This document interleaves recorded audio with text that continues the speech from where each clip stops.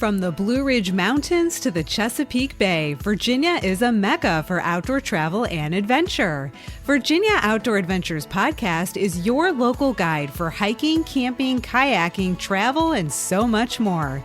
Get the information and the inspiration to plan your own adventure right here in Virginia. I'm your host, Jessica Bowser. Big news, adventurers! Virginia Outdoor Adventures is back with a brand new season. That means more inspiring stories, hidden gems, travel-ready resources, and new adventures across our Commonwealth. In this Season 6 trailer, get a sneak peek at new content inspired by you, as well as a chance to shape future episodes with your feedback. Be the first to hear about new features designed to keep you inspired and in the know about all things Virginia outdoors, and upcoming events where you can meet me in person. The wait is over. Season 6 has arrived, and it's time for new adventures. Let's go. Virginia Outdoor Adventures is sponsored by Breaks Park and Heart of Appalachia. Known as the Grand Canyon of the South, Breaks Park is a hiking destination in the heart of Appalachia. You'll find trails for every skill level, featuring geologic wonders, canyon overlooks, stream crossings, and abundant wildlife. Stay close to the adventure with lodges, cabins, and campgrounds inside the park. Beyond the breaks, the Heart of Appalachia invites you to hike and bike through breathtaking mountain landscapes, paddle hidden hollows, reel in trout from crystal clear streams, or hop on an ATV to conquer the rugged spearhead trails. Take a scenic drive, embark on an elk tour, and explore Virginia's treasured Southwest, where you'll also find vibrant local dining, shopping, and celebrations. Your next outdoor adventure starts in the heart of Appalachia. Tap the links for Breaks Park and Heart of Appalachia in your show notes. Welcome, friends, to Season 6 of Virginia Outdoor Adventures podcast. I cannot even believe we're in Season 6. This is unbelievable to me. And I'm pretty sure I started the trailer episode of Season 5 saying the exact same thing, but even more so now that we are through yet another season. If you have been with me for a long time, you know that this podcast started as a pandemic project, something to keep me busy while I was at home, and it just sort of took off. And really, I had no idea that I would still be doing this podcast all these years later. I thought it was just a temporary thing that might be fun, and here I am doing it as a full-time job. It's completely unbelievable to me. I want to thank everybody for making that possible, because this is not something that I have done alone. There have been a lot of people that have been involved in this process over the years, but first and foremost, you, the listeners, have been unbelievably fantastic in supporting me. Some people since day one. I mean, there are folks who send me messages and emails who have been listening since very early on, and I love getting those messages from people because it lets me know that I'm still doing something right if people are hanging around this long.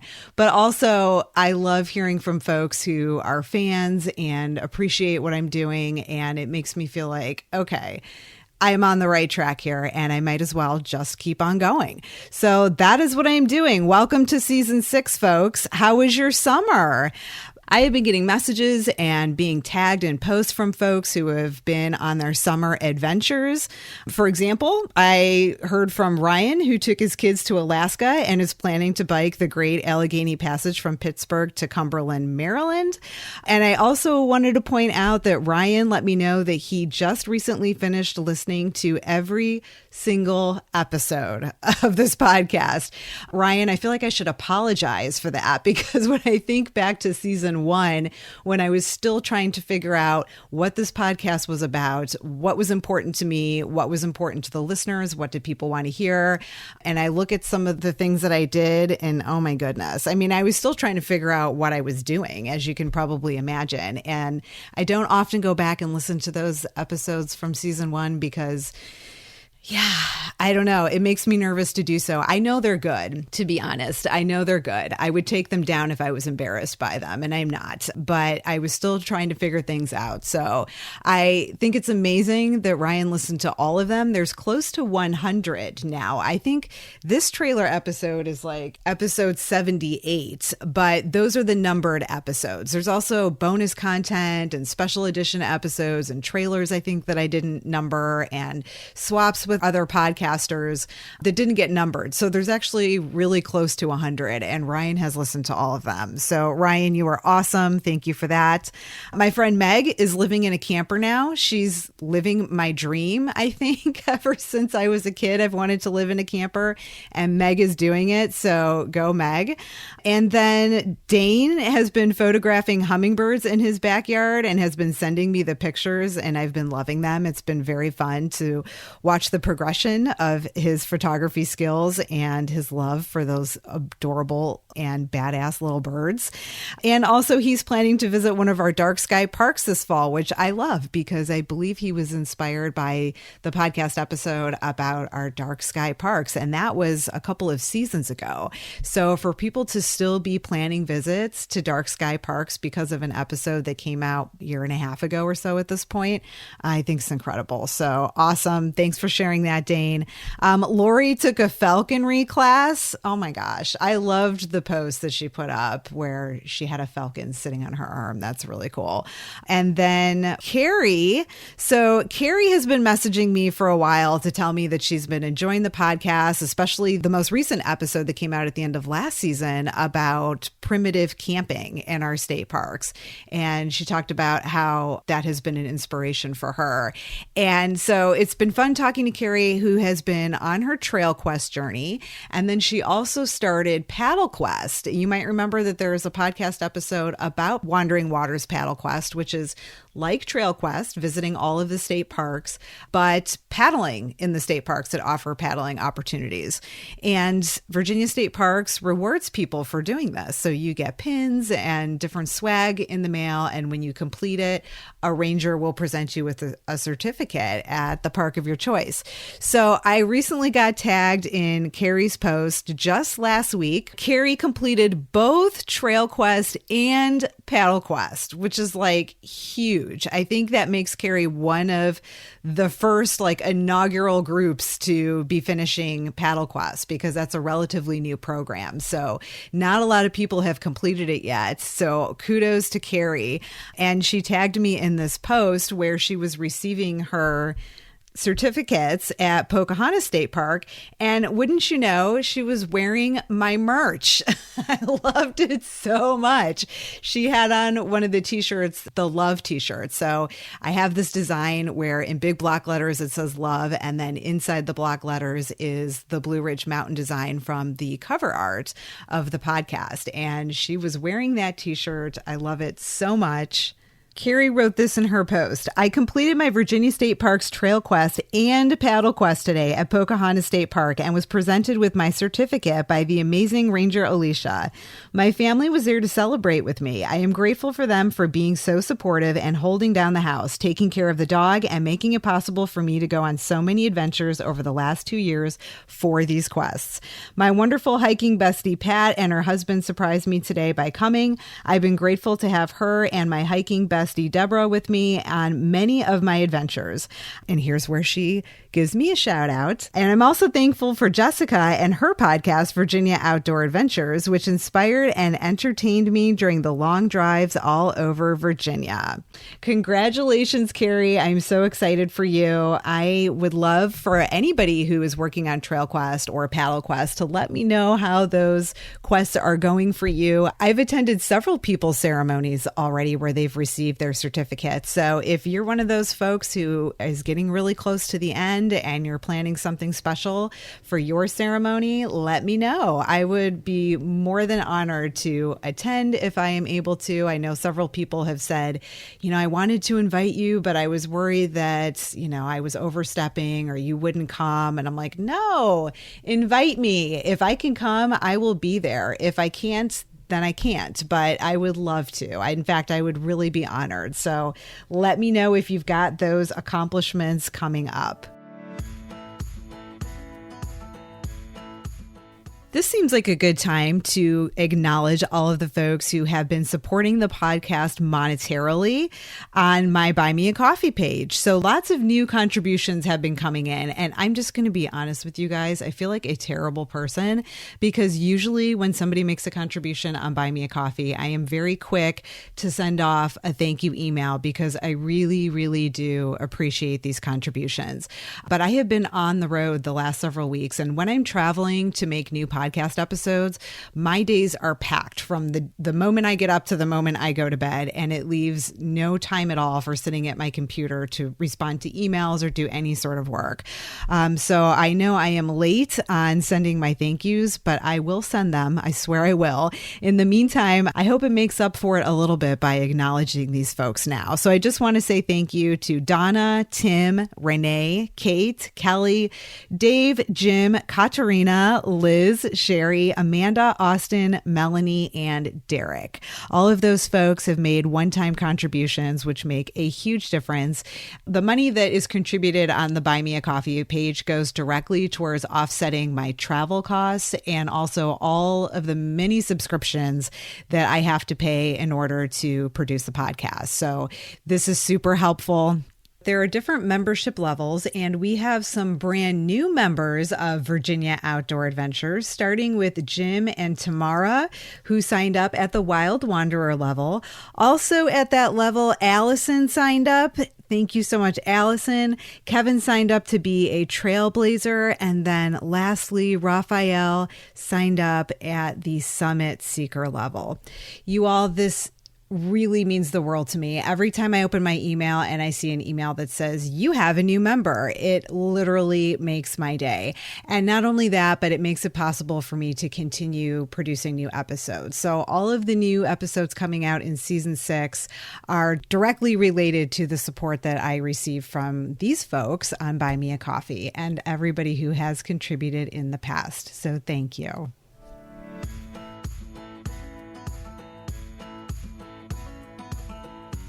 Something that has changed with the podcast over the last year is the increase in listeners from outside Virginia. This has really surprised me when I look at the stats. There's more and more people who are listening outside of Virginia. Most of them are in neighboring states, but there are folks in New York and Ohio, Illinois, North Dakota, and even overseas. There's several listeners in Germany, a couple in China. I always wonder who these people are. So let me just back up and say that unlike social media where there are bots and easy opportunities to create fake accounts and whatnot, in podcast stats, they're pretty accurate. So when I'm looking at these stats and I see that there's 2 people listening in China, it's likely that there really are 2 people listening in China. So I have to wonder, like, who are these folks and why are they interested in a podcast about Virginia? But I do want to welcome all of these new listeners and just say I'm so happy that you're here. I know that there are a couple of folks who started following on the social media pages. And usually when I see that I have a new follower on like Instagram, for example, if it's possible, I'll usually message that person and say, hey, thanks so much for the follow. And then just say a little something about myself and ask a little something about them and just try to start a conversation to learn, what people's interests are and to let them know that they can send me their feedback about the podcast anytime. So welcome to Matt from Maryland and Karen from South Carolina, Candace from West Virginia, and Jenny also from West Virginia. And I'm sure there are many, many more. Like I have really no way of tracking who new listeners are. Like I can see the numbers increasing and I see the stats, but I don't see any personal information connected with those stats. So I only know these 4 people from social media because we've connected there. So if you're a new listener, I would love to meet you. If you haven't already reached out to me, please do. You can do that on social media or in the show notes section of every single episode, there's a link that says send Jessica a text message. And that is the fan mail link. So you can reach me anytime by clicking that link and then sending me a message and it comes directly to my phone as a text. It doesn't tell me who it's from, though. So if you want me to know that it's from you, you do have to tell me who you are. And it gives me usually an area code for the phone, but it like X's out the last four numbers. So I can't respond either, but I will get the message. And if you give me your contact information, I'd be happy to reply. So welcome to all the new folks. Tucked into the foothills of the Blue Ridge Mountains, Martinsville is a small city with outsized adventure potential. The Smith River Blueway provides 45 miles of accessible paddling and world-class trout fishing on the crown jewel of Martinsville. Just beyond city limits, Philpott Lake offers 25 miles of undeveloped shoreline with camping, paddling, and hiking opportunities. Bring your bike or borrow one for free and ride the Smith River Trail System, a network of local trails including the 11-mile paved Dick and Willie Passage Trail that serves as both recreation corridor and community connector. But the adventure doesn't end there. Explore local museums, culinary gems, and fascinating history as part of your must-do Martinsville bucket list. Tap on Visit Martinsville in your show notes or dive deeper into this Virginia adventure town in episode 75, Blueways, Trails, Camping, and More in the Foothills of the Blue Ridge. Check your show notes for the link. So how was my summer? Lots of people have been asking because I did say at the end of last season that I was going overseas for a month. So I left in mid-June and was gone until mid-July. I was in 4 or 5 different countries. The whole purpose of the trip was I had a family reunion in Austria and another one in Slovenia. But also my husband had some work meetings. The company that he works for has offices in pretty much every major city across the globe. So he often goes overseas for meetings. So he had some meetings lined up. And so I went with him on the first part, even before we were with family. And then after the first family reunion, he had to go back. And the last week of the trip, I was on my own. So we started off in London and we had left the airport in one of those iconic black cabs. And my face was glued to the window looking at birds. And I'm calling out like Eurasian magpie, rock pigeon, Eurasian jay, great cormorant. And my husband's like, we haven't slept in 24 hours and you're birding. Well, yeah, I don't know what else he expected. And I've been using this new app, Birda. So before I left, I was looking for an app that I could use to track my sightings. All the apps that I normally use are for North American species. And in the past, I've not been able to find a good app for birds either in Europe or Asia. So I was looking again and I came across Birda, Birda, and it seems to work pretty well. I mean, it's got all of the species. It's got some good information about every species.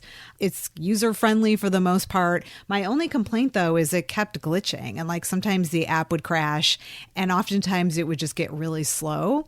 So I'm wondering if anybody else has used this app or if you have another app that you would recommend, because I think I'm looking for something maybe a little bit better. Or maybe by the time I go on another trip, they will have updated this app, hopefully, and it will be working a lot better. I logged 81 species in the month that I was gone, which is so exciting. Not all of them were lifers because I've been around Europe many, many times. I've been to Asia. So a lot of the birds that I saw on this trip are birds that I have seen in the past, but there are also a lot of lifers. So yay! It is always so exciting to get a lifer. And other than London, we were in Milan for like a quick 24 hours and we were off to Venice.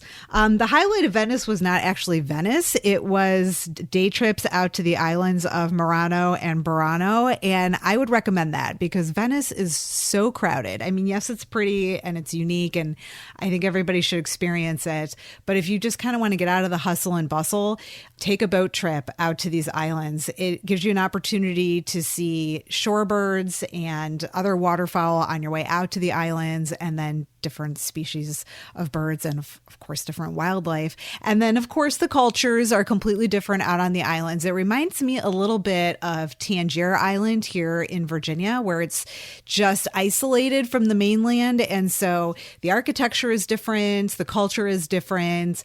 Yes, they're Italians, but you know, they just have a very different lifestyles, similar to Tangier. So I thought that was unique. And then after Venice, my husband and I split up. He had to to go to Frankfurt for another meeting, and I took the train from Venice to Klagenfurt, which is in southern Austria in the Carinthia region. And my cousins picked me up at the train station, and I spent a week at my cousin's house. And the area where they live is very close to the border of Slovenia. In fact, you can see the mountains that are in Slovenia, like from their backyard. It's so beautiful. Oh my gosh. While I was there, we went biking. Like, bike touring is absolutely huge in Europe right now. And I think it's growing in popularity in the States too. But everywhere we went, and we didn't even have to go anywhere. We were like sitting on the balcony, just looking out onto this very rural, mostly farmland landscape, and watching just people going by on bikes constantly every single day. And I'm like asking my cousin and her boyfriend, like, where are these people coming from? And they didn't know. They're like, we don't even know if they're Austrian because it's become so popular that now people plan trips and weekend getaways to neighboring countries and other countries around Europe to do different bike tours. So we were constantly seeing people go by on bikes. We were riding bikes too. And that area of Carinthia also has several lakes that are somewhat touristy where, you know, there are shops and restaurants and hotels and people come to swim and to sit on the beach. And so even though we were in this rural area with, you know, very, very small villages and people who have been living there for generations, like we were also walking distance to these touristy areas. So that's definitely unique. And also during the day, when it wasn't blazing hot, we would go on some hikes. We hiked to a waterfall in an area that is actually a UNESCO Global Geopark. And what I love about this part of Austria is that all of these hikes are like so accessible. There was one day we hiked to a place called Kitzelberg, and we literally just went out the back door, like went down the road, turned the corner around the neighbor's house, and then got on the trail. It's that accessible. And I'm like halfway wondering why my family didn't just stay in Europe so that I could have like also lived in this completely beautiful, wonderful, awesome place. In fact, my husband was like, I see where you get this now. Like, I think this runs through your blood or something. But yeah, it's really beautiful. We had a very nice time there. Attended the family reunion. And then from there, we went to Italy with one of my cousins who wanted to plan this getaway for us, basically like a vacation for a week, holiday as they like to call it. And we were staying in this Italian villa on a winery, and it was just stunning. It only took us like 2 hours to drive there from Austria. Grapevines everywhere for as far as you can see, really old, small towns and villages all around us. And of course, also amazing wine. And so we just had a very relaxing, we had the villa all to ourselves at this winery because there were only 3 bedrooms in the whole place. And we had 2 of them. And the third one was unrented. So we had the whole run of this place to ourselves. We had an infinity pool overlooking all of the hills. I, of course, was like in my glory with my binoculars birding every day.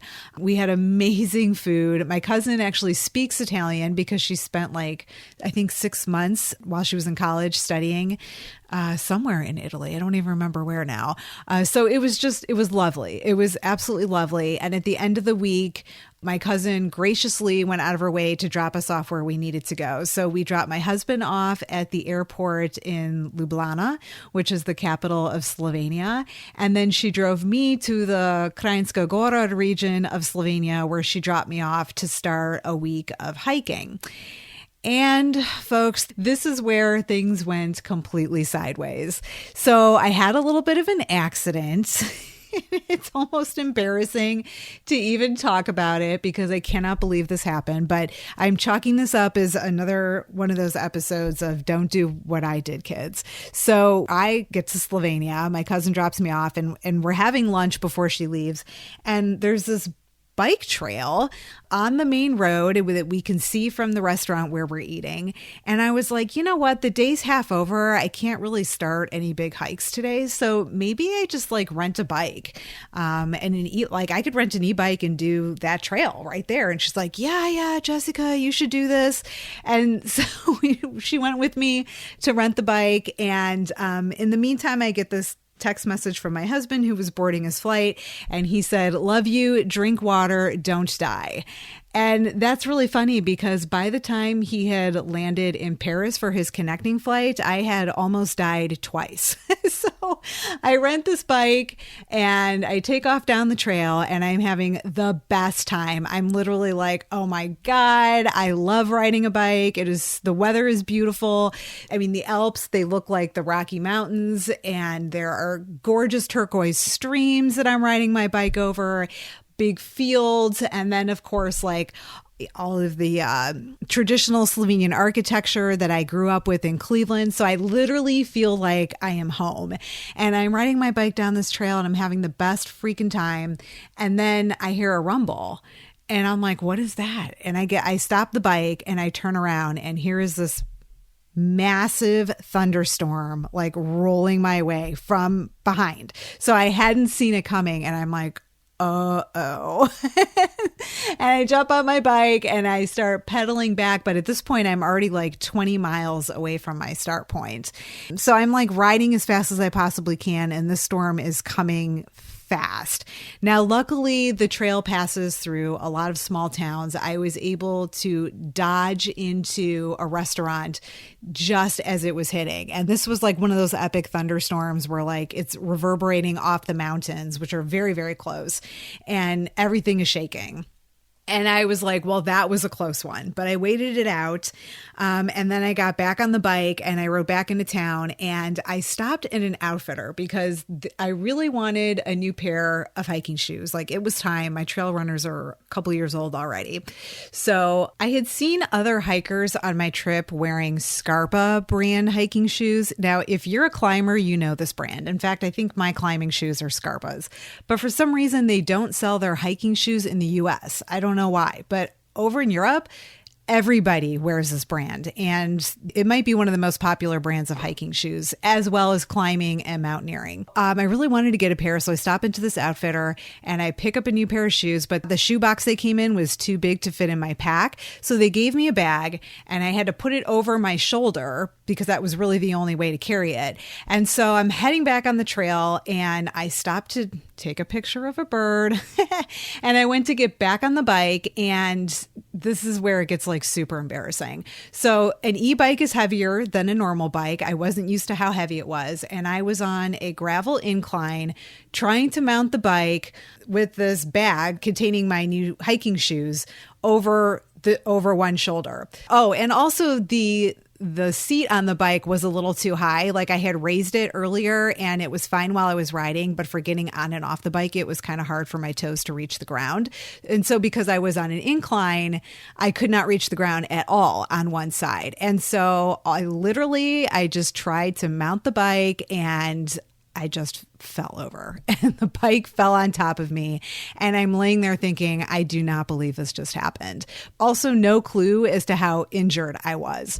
So I stand up, and the only other person who saw me fall was this older Slovenian man who had his shirt off and had this big pot belly, and he's standing behind his van and he starts calling to me in Slovenian, asking me if I'm okay. And I'm telling him yes.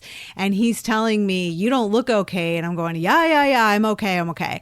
Okay, so I get on the bike just to prove that I'm okay, and I start to ride away. And for the first 20 seconds, I'm like, see, I'm fine. And then all of a sudden it hit me, and every single part of my body hurt, like in a way that I can't even describe. I was moaning and groaning the entire rest of the ride back, which was really only maybe 5 miles or so. But I stopped because the sun was setting and there were some really beautiful photo opportunities, and I wanted to get out my camera and my tripod, and I'm setting it up, and the whole time I'm like limping and groaning and bleeding. Yeah, I should point that out too. I had like blood on both knees, and I could tell that my elbow, I couldn't see it, but I could like feel blood on my elbows, and it was just, I was a mess.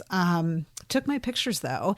And then I got back to the room and I could barely walk. My room was in this adorable eco hotel, but it was on the 3rd floor and there was no elevator. And the stairs, of course, were super steep.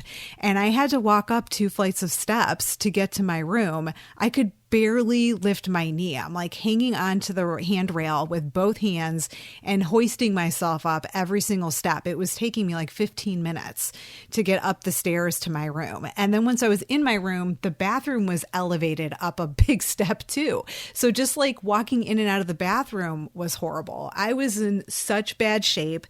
And when I woke up in the morning, my right knee looked like I had a baseball inside of it and I could barely move. And all the focus seemed to be on my knee because it was so badly swollen. I didn't even realize that the most injured part of me was actually my left shoulder, which is the one that I had landed on. So here we are in September now, and this happened in July. My knees are fine. My elbows are scarred, but they're healed. My shoulder is still all messed up. And so that really impacted the rest of my trip because I had all of these big hikes planned and I just couldn't do them. But at the same time, I was not about to sit in the room. Like everybody was telling me, you need to go to the hospital. And I was like, no, because I don't have time for that. I came here to hike and that's what I plan to do. And I did. And I just powered through the pain for the rest of the week. But honestly, like, once you start moving and I think the blood starts circulating, the pain kind of goes away. And I wasn't being stupid. Like I wasn't pushing it by doing really hard hikes. I decided instead to completely alter all my routes. And I was walking around villages and taking some easy trails. And like initially I thought, well, maybe I can't hike at all, but I can bird. And so I just grabbed my camera and my binoculars and went out, but ended up out for like the entire day. And I was fine. So I had a really, really enjoyable rest of my time. And Slovenia, if you have never been, oh my gosh, I could sell anybody on this country, to be honest. It is clean, it is safe, it is affordable. In fact, it's one of the safest countries in Europe. I walked around in the villages at night. It was no problem at all. Like in the dark. And when I say dark, I mean like it's dark. There's no street lights. I had to use my headlamp to get around. But as far as safety concerns, there aren't too many as far as crime and whatnot. So it is clean, it is safe, it is affordable. They're in the European Union, so they use the euro.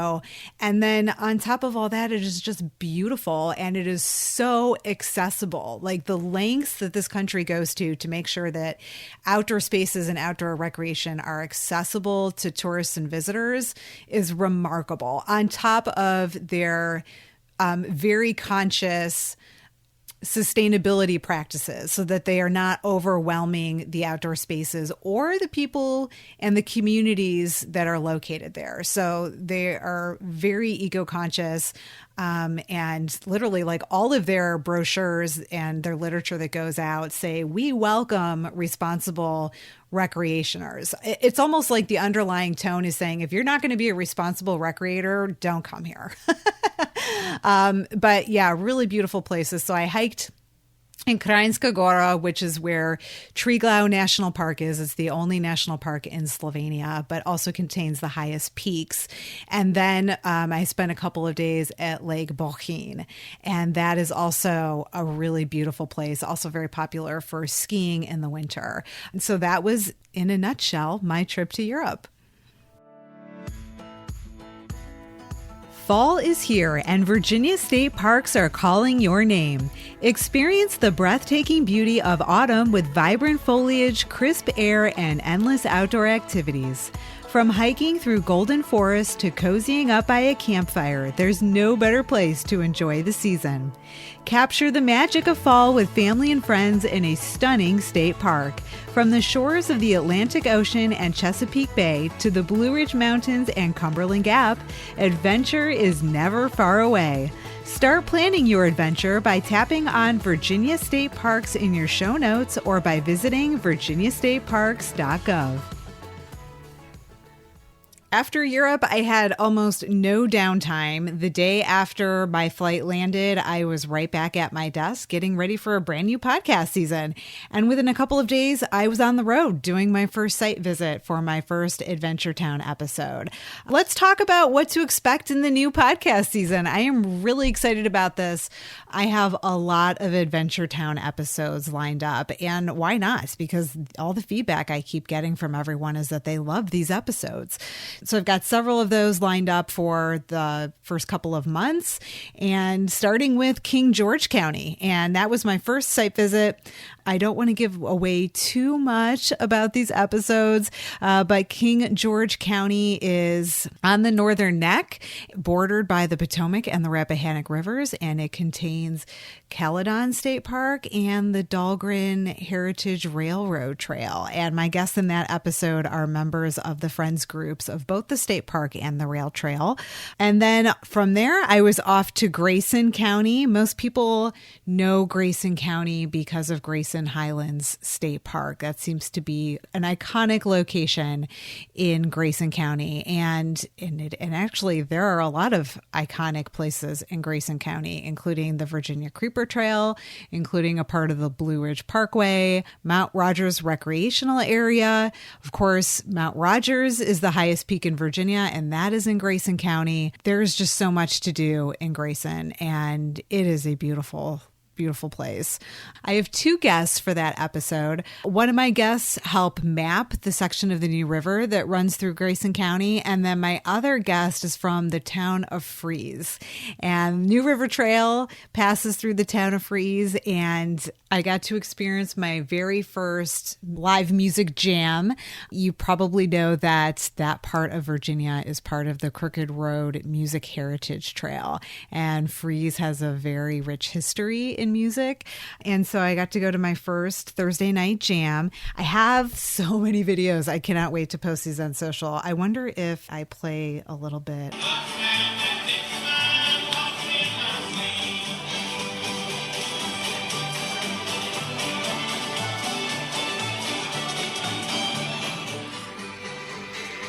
It was so fantastic. I had just sat down in my seat. I don't think my butt was in the chair for even 30 seconds when someone came up to me and asked me if I wanted to two-step with him. And I was so excited, I rocketed out of my seat. I was like, what took somebody so long to ask? And I have never done this before. I've never attended one of these before. I have never two-stepped. And he said, don't you worry, I'm going to teach you. And he did. And it was fantastic. So much fun. Then after Grayson, I was on to Massanutten Resort. And okay, I'm going to share this with you guys. So I got a call from Massanutten Resort not too long ago, and they told me they were interested in sponsoring a podcast episode. And I was definitely hesitant. I have never worked with a resort before, and I was a little concerned about promoting a really large business. And so I took the call, and the person who had contacted me said that she did not want me to do a podcast episode about the resort. She instead wanted to focus on the partnerships between the resort and the community that gave the community access to trails. And if you've ever been to Massanutten or you're from the Harrisonburg area, you're probably familiar with the Western Slope. And that is a section of the mountain where the resort is located, where there are a lot of trails that are primarily used by mountain bikers. Mountain bikers really love these trails, but it's also open to hikers as well. And I was already familiar with this because a couple seasons ago, I did an episode about mountain biking in Harrisonburg. You might remember Thomas was the guest in that episode. He's the owner of Shenandoah Bicycle Shop in downtown Harrisonburg, and he took me to the Western Slope. And so he and I rode those trails together. So I I was familiar with it. And through him, I also became familiar with the Shenandoah Valley Bicycle Coalition. And that is a nonprofit organization that is working with the resort to build these trails and create access to these trails and maintain the trails. I was all about that. I was like, let's talk about this. And then on top of that, they also asked me to please highlight and feature downtown Harrisonburg. And I was like, oh my gosh, like this resort is asking me not to feature them, but to talk about community partnerships and downtown amenities, which increases economic development. I was like, yes, please. So that's what it's all about. And at first I was a little worried that listeners were going to think I sold out or wonder why they should listen to an episode about Massanutten. But I really think this is a great episode that talks about hiking and mountain biking. I do mention some of the other outdoor activities that are available at the resort. And then there was one afternoon where it thunderstormed and I found myself in the spa. So you're going to hear me talk about that because, like, let's be honest, you know, if you're on one of these trips and you're hiking or you're paddling or climbing or doing whatever you're doing outside all day, especially if you're doing it multiple days in a row, you're going to get sore. And if it's thunderstorming outside, why not find yourself at the spa? So that's exactly what I did. And I just talk about my whole weekend adventure in Massanutten. Two fantastic guests. They are ambassadors for the resort, but also members of the Shenandoah Valley Bicycle Coalition and volunteers who help build and maintain trails. And they were just so much fun. We had a really great time. And then from there, I went over to Waynesboro where I met a guest that is pretty popular. You probably already know her, and I'm not going to tell you her name just yet because I want you to come back and listen to the episode. But over the years, I've had multiple requests for an episode about mushroom foraging, and I've been on the hunt, pun intended, for a guest that is knowledgeable and reputable because, as you can imagine, I cannot have just anybody coming on the podcast giving out bad information because if you eat the wrong mushroom, yeah, we all know what can happen. So I did finally find this person last year at GoFest. She was presenting and a friend of mine was listening to her presentation and was texting me from the presentation like, oh my God, Jessica, you have to have this person on your podcast. She's amazing. And it just so happened that I was looking for somebody who could talk about mushroom foraging. So I got together with her at the Blue Ridge Tunnel, actually, one of the trailheads. And we were walking through the forested area there and we had some really good finds. And I learned so much from her and I'm reading her book right now. So I'm really excited to have her on as a guest because she's so knowledgeable and so passionate, but also talks about sustainability and our place in the ecosystem and talks about foraging from a bigger perspective as well. So it's going to be really, really good.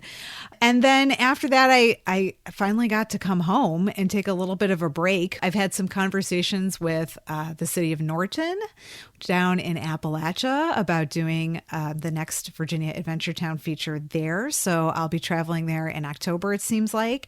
And then also in season, was it 3 or 4? I think maybe 4. One of the most popular episodes of that season was an episode featuring my friend Mills Kelly, who is the host of the Green Tunnel podcast and had released a book at the time called The Lost Appalachian Trail. And his book was about a section of the trail in Virginia that had been rerouted and the impacts of rerouting the trail on the trail communities and the trail itself and the hikers. And just a fascinating historical book.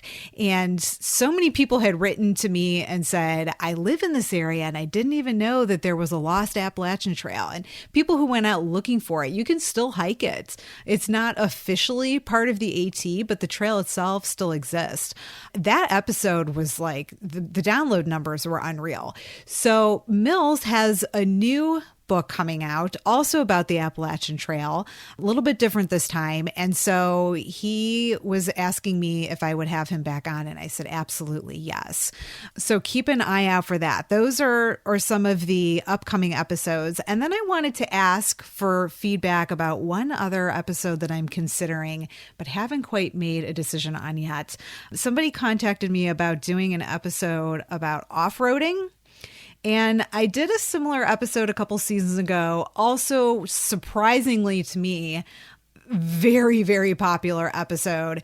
But it was different in that the guests on that episode owned a company where you could rent a Jeep and take it up into the mountains. And it was fully loaded with all of the camping accessories you could possibly imagine, like rooftop tent and canopies and a kitchen in the back, like everything. And you would rent the Jeep and you would take it into the mountains and camp with it for as many days as you wanted to rent it.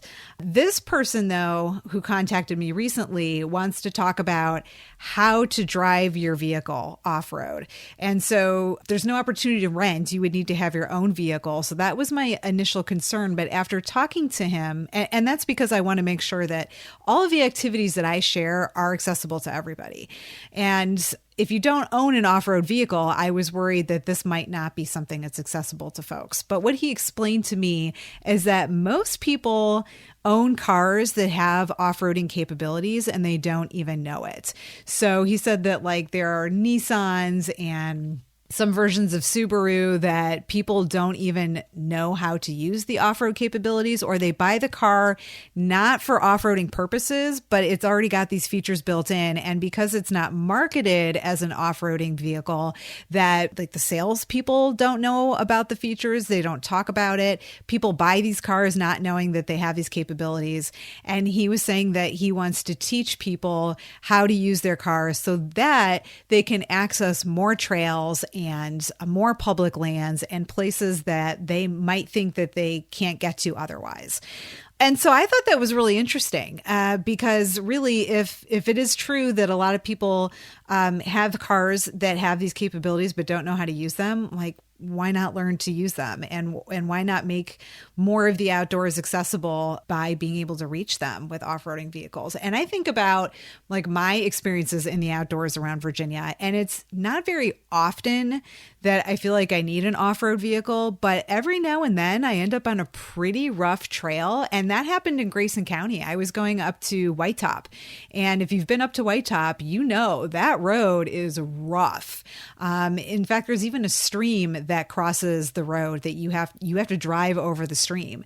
Now, luckily, I do have an off-road vehicle and I know how to use it. So I was able to navigate. But one of the people who worked in the tourism office at Grayson County was with me, and she was in her own car. And she's like, I'm not going up there. She's like, you're on your own from here on out. So every now and then there are times when I am really glad that I have a vehicle that I know how to use. Otherwise, I wouldn't be able to get to some of these things. And oftentimes you also don't even know what's ahead of you. Like you're driving to a certain trail and you're following your GPS and it takes you down a state or a national forest road that you've never been down before. Sometimes there's a sign warning you, but oftentimes there isn't. And you find yourself many miles down a very, very rough trail where you're having to drive slowly and navigate around boulders and potholes. And then it just gets too rough. People get nervous. They want to turn around. So here's an opportunity to learn from somebody who can teach you how to drive your car and also how to unstuck yourself if you get stuck. So I'm kind of leaning towards yes on this episode, but I also would love to hear from people if they think this is a good idea or not.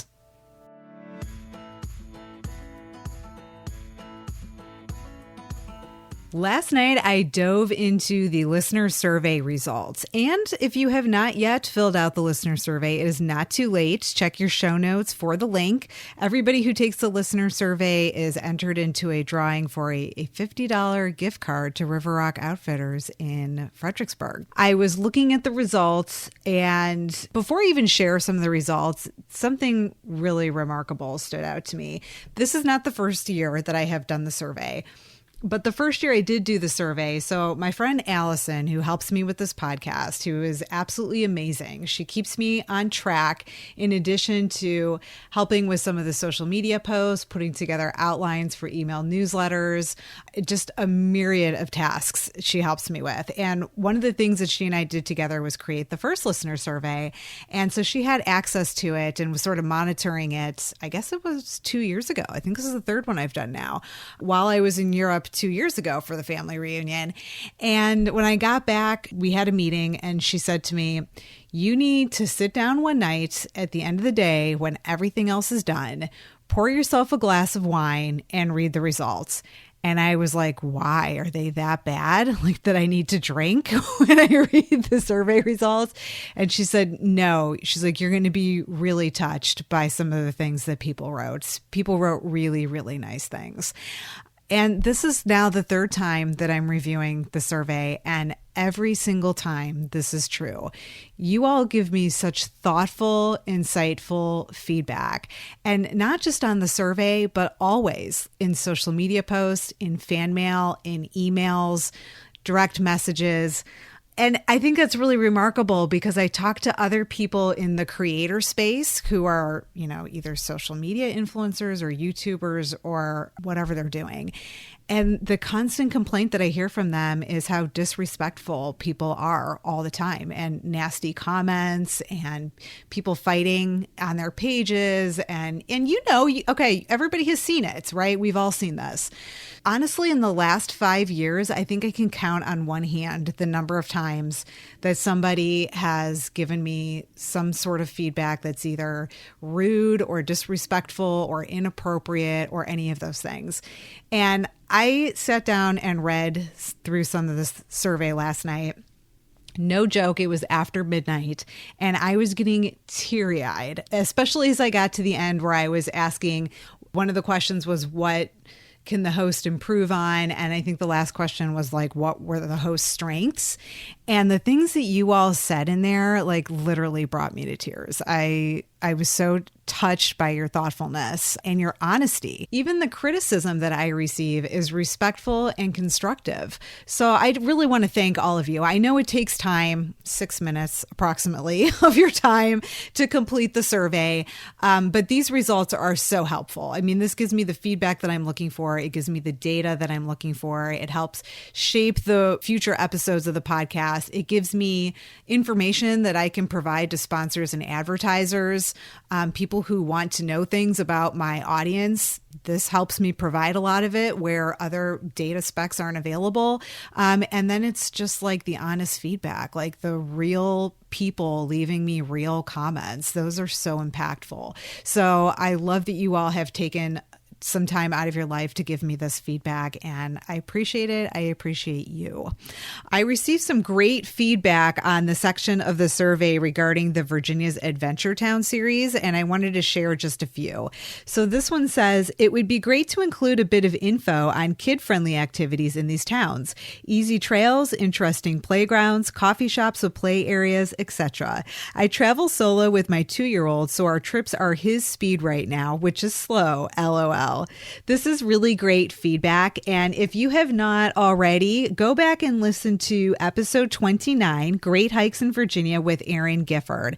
Erin is the author of the book Hiking with Kids Virginia, 52 Great Hikes for Families. And she had just released that book when we recorded that episode. So all of the hikes that we talk about in that episode are from her book and are kid friendly.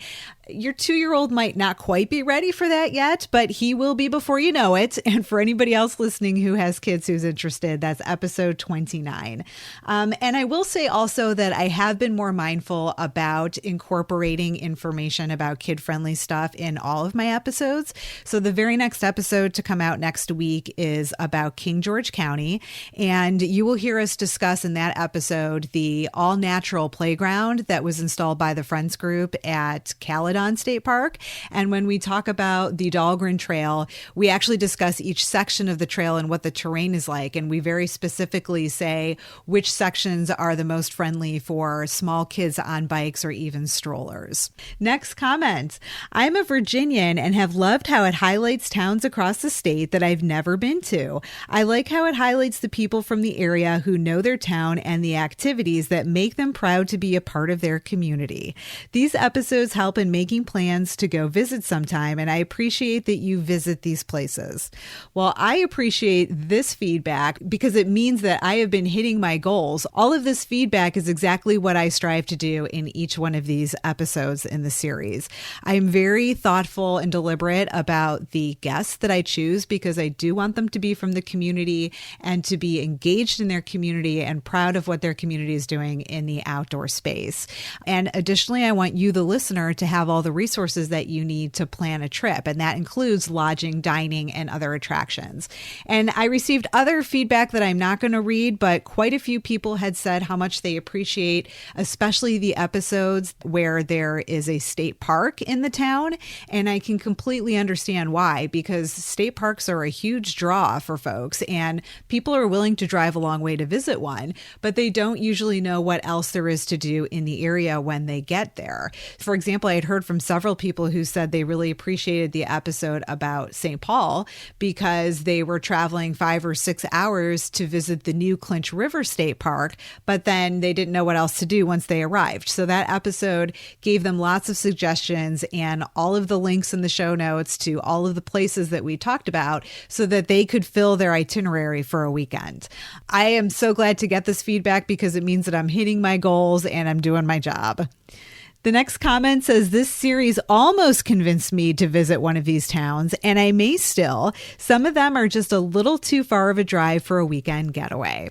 Well, I don't know where this person lives because all of this feedback is anonymous, but I will say that I try to have episodes in the series that cover all regions of the state. So I've got episodes in the coastal area, including one on the Eastern Shore, in Appalachia, in Central Virginia, in Southside. So depending on where you live, unless you're living outside of Virginia, there should be at least one that is close by. And if not, hang tight. There are plenty more coming, and there should be soon.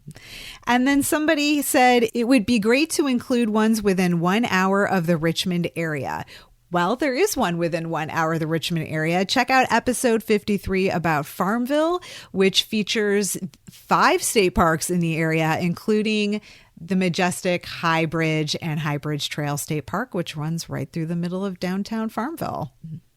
People sent me lots of great ideas for new episodes. I'm going to share a few. Somebody said RV camping, weekenders like me, full-timers, or the occasional. And someone else said an episode on hammock camping would be helpful. I don't recall that subject being covered. I love both of these ideas, mostly because lots of people enjoy camping, and these are just 2 variations of camping. And it's quite possible that a lot of people have never tried either of these, but after hearing an episode, they might think about it. So what I need from you all are suggestions for guests. A guest on RV camping would need to be able to talk about owning and renting an RV. And then I just don't even know where to begin looking for somebody who could talk about hammock camping. So if you guys have ideas, please send them my way. Someone else suggested camping, backpacking, and solo trips. Well, there are lots of episodes about camping and backpacking. There are no episodes about solo trips yet. But it got me thinking because almost all of my trips are solo trips. Now, there are some activities that I'm not going to do alone. Like I need a buddy to go caving and I need a guide to go ice climbing, for example. But all of the traveling I'm pretty much doing on my own. All of the hiking, the camping, the backpacking, that's all solo. So this has got me thinking that maybe I should be talking a little bit more about my experiences doing these things solo, but I'd like to hear from you all what you think about that. Someone else said more fly fishing for women and cycling. I have done episodes on fly fishing and cycling early on, like in season 1 and 2, but it's been a minute.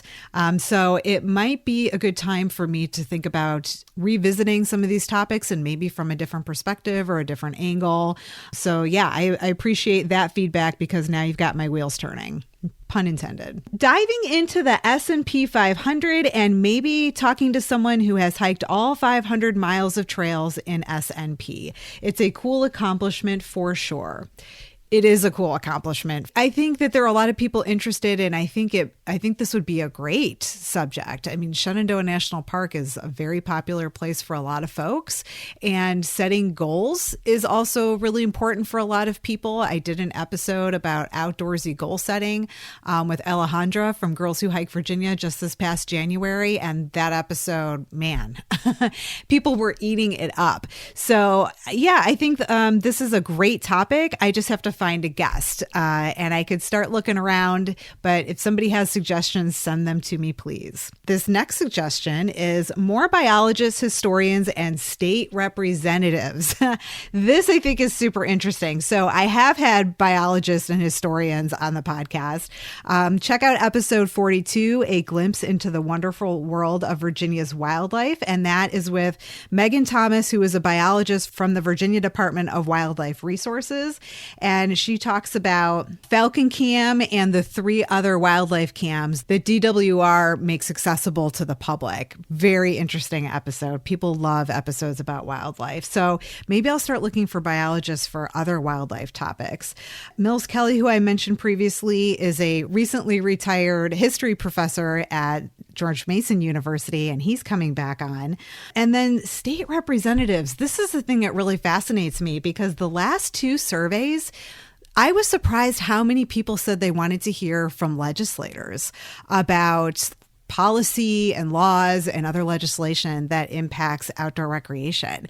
And gosh, me personally, I could geek out and talk about policy all day, but I don't because I don't want to put people to sleep.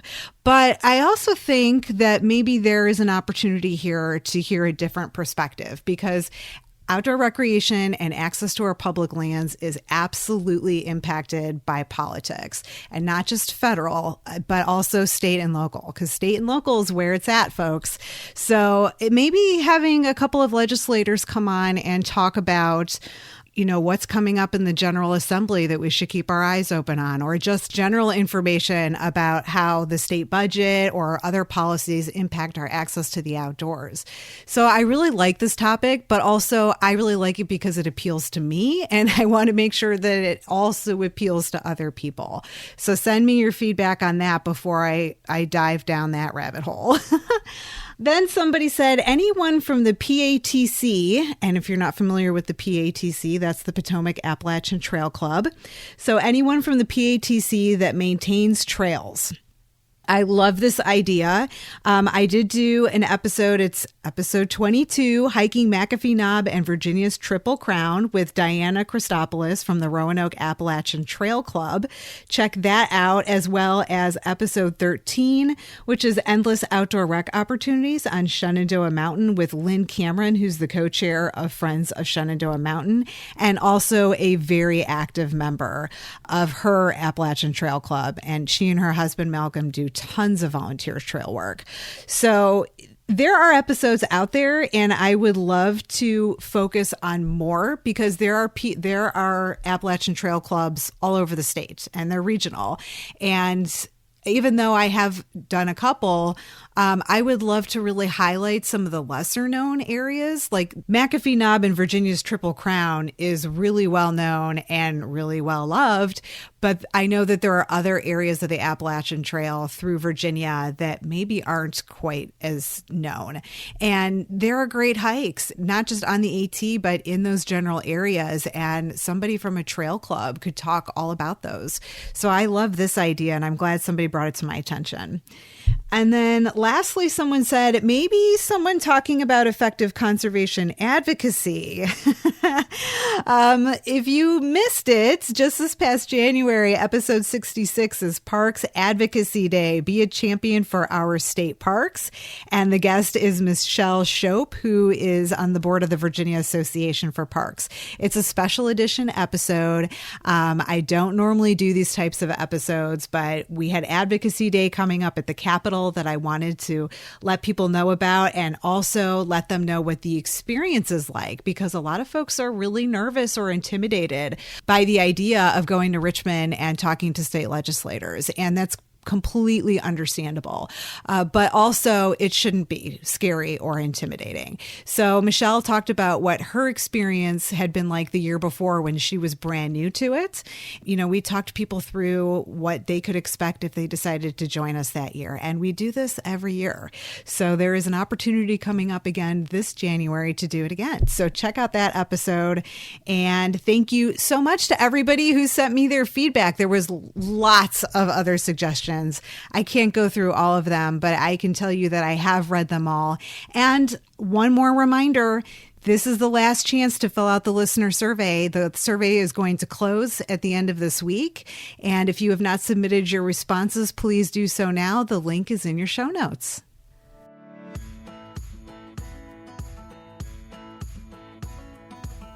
There are a couple of events coming up where I will be in person, so you can come out and say hello if you'd like. In the listener survey, somebody wrote that they would like places she will be with a little notice for those of us who plan ahead. And I had a chuckle because I am also a planner and like to know things well in advance, especially because I have a really busy schedule. So in the past, I have been posting any upcoming events where I'm going to be in person on social media, but I understand that it's easy to miss that. So starting this season, I'm going to be including those upcoming events in my email newsletter as well. So if you're not already subscribed to the email newsletter, you're going to want to do that, because not only are you going to know about upcoming events, but giveaways are going to be in the newsletter. And then I'm working with several new brands this year that are offering discounts on their outdoor gear. And that's exclusive to my listeners, and it's only for people who receive the email newsletter. And then, of course, you'll never miss a new episode because you'll always receive an email newsletter after a new episode is released.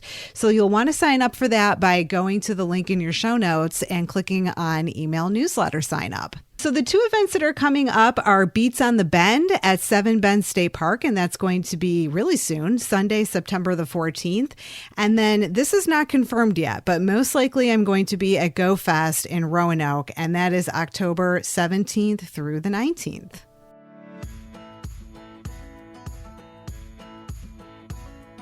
So mark your calendars, friends. The first episode of season 6 drops 1 week from today.